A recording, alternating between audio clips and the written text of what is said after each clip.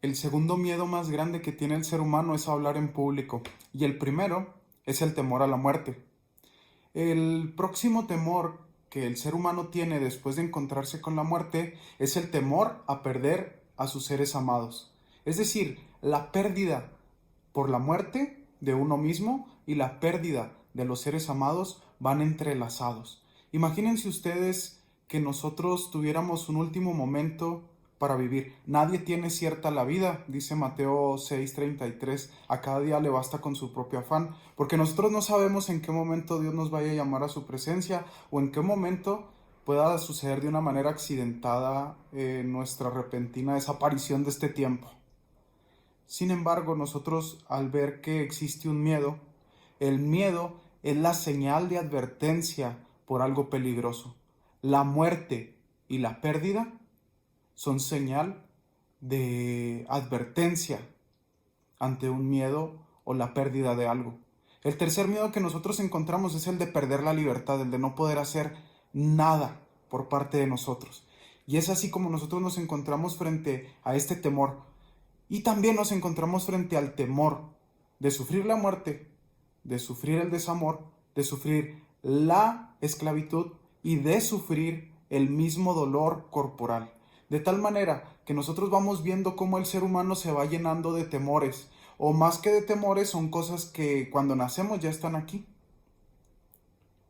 Hoy nosotros nos encontramos frente al Domingo de Ramos.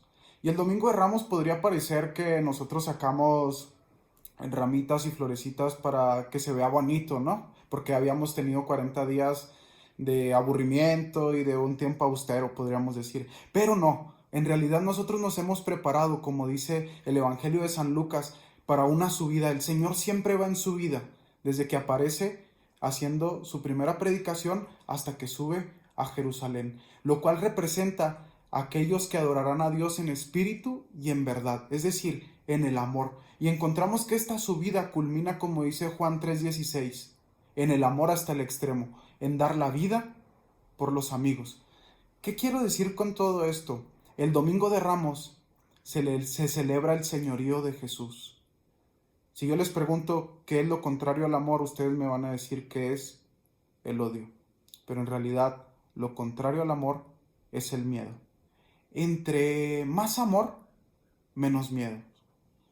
Si en nuestro corazón señorea el temor, entonces nosotros nos tendríamos que preguntar qué tan señor es el amor de nuestro corazón. ¿Y quién es el amor? El amor es Cristo. Y amor significa sin mors mortis, sin muerte. De tal manera que cuando nosotros experimentamos a Cristo, los miedos se van disminuyendo. ¿Por qué? Encontramos en el libro del Apocalipsis que el anciano que había tenido las visiones se le había dado un libro. Alrededor de ahí encontramos que nadie podía abrir ese libro. Era peor que la puerta negra con 100 candados.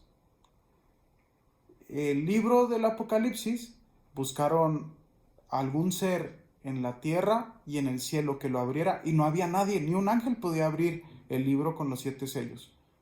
Los 7 sellos significa, 7 significa plenitud.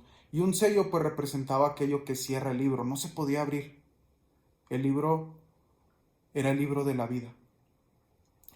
Hasta que apareció una señal prodigiosa que era un cordero degollado. Nosotros nos encontramos que este cordero degollado que vemos en el Apocalipsis es aquel del que habla San Juan, cuando dice, ese es el Cordero de Dios que quita el pecado del mundo, y lo comienzan a seguir sus discípulos.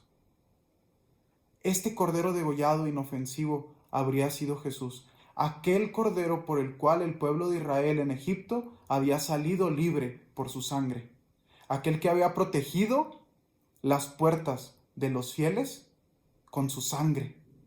¿Qué quiero decir con esto? El único que es capaz de abrir los misterios más profundos de nuestra vida es Jesús. El misterio de la muerte, el Señor es el único que es capaz de abrirlo.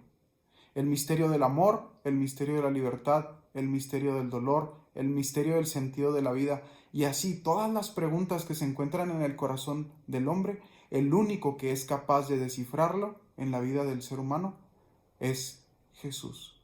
Nosotros hoy comenzamos un camino de ascendencia para encontrar a Jesús en la cruz, no derrotado, sino que nos bastan 3 días para realizar lo imposible.